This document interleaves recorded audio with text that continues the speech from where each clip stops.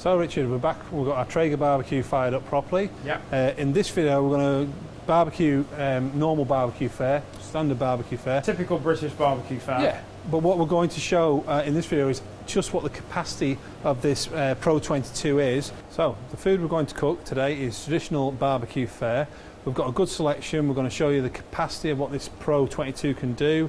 We've got 4 chicken fillets, which we've used a barbecue rub available from the barbecue shop. We've got some lamb kebabs. Lamb kebabs, yeah. Again, we've used a different rub from the barbecue shop. We've got some free-range Higginson pork sausages. Yep.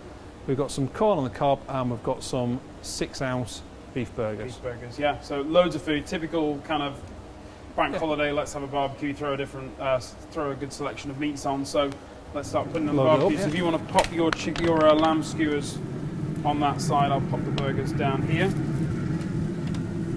So while the with the actual barbecue at a lower setting, you've got a natural indirect cooking zone. But as soon as you turn that dial to its highest setting, the fire pot underneath in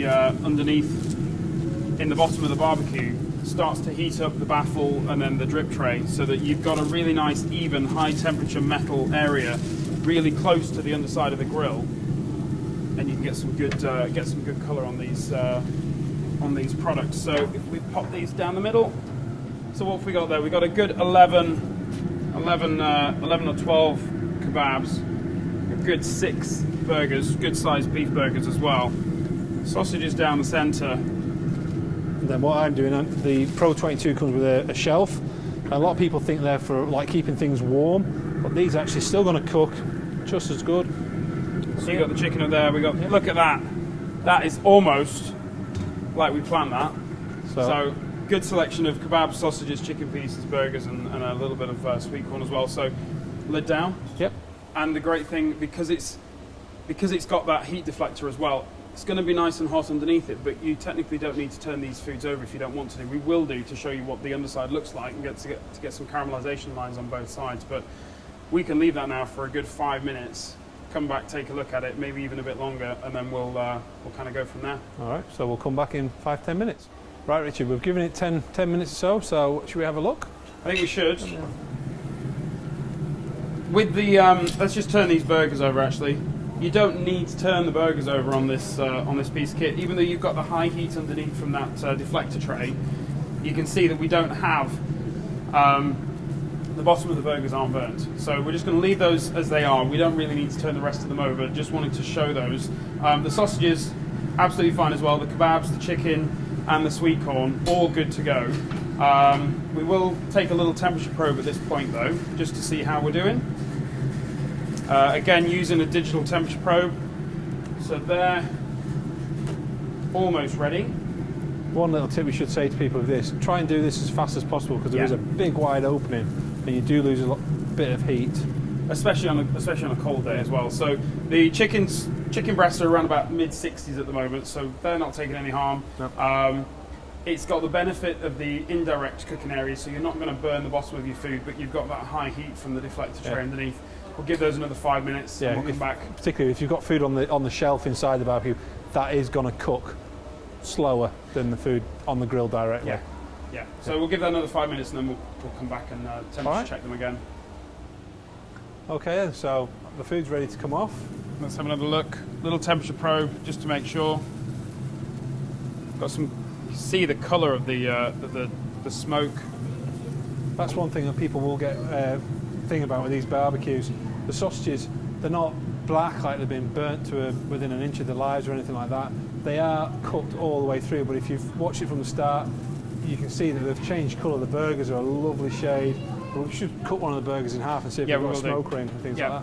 Let's do that. Let's lift the selection off. So if you want to start, going to start taking those kebabs off and the sausages. Yeah. And I'll take some of these burgers off. It's a real simple, easy, no fuss way of cooking on a barbecue, because there is no need really to turn over. You get the benefits of indirect cooking but with the flavour of direct. So you get that little bit of caramelisation, you get the smokiness. If we cut into one of these here, get a nice little bit of a smoke ring around the outside of the burger. It's not necessary, but it's just a little added benefit. Shows the effect of the smoke on the meat. So we'll have a taste of that in a minute or two. They're looking pretty good, and it's as simple as you know, gone are the days of burnt sausages. Yeah. There we go. I actually used one of these for an event that I catered the other week, and it was just, we did a load of skewers on here. We probably fit about 30 or 40 skewers on that bottom section, and it was just such an easy way to cook. Use that one? Yeah, we'll use that board as well. Let's have a look inside these sausages. Just kind of show, again, nice, thoroughly cooked sausage. When you're using the temperature probe, just make sure that you take your foods to 75 degrees C. It's the safe temperature for cooked foods. So the burgers, the sausages, the chicken were all checked to 75 degrees C. The only exception was the lamb, because it's lamb and you can cook that to kind of pink at 65. So 65 to 70, you're good to go with lamb. This is the tricky part, where you've got little sweet corns on a flat board. Yep. And you're going to hope that they don't roll off, but the top one kind of cinches it in.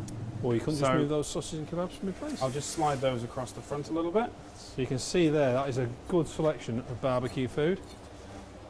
Some of the rubs from the barbecue shop. Again, beautiful cooked through chicken, all the way from raw. Should we have a little taste? Yeah. I think we should. I think it'd be rude not to. There you go. Thank you, for you. I'll have a little bit of this chicken. Benefits of cooking outside. You get your barbecue drawn in the damp air from the outside, so your barbecue food stays juicier than it will in the kitchen.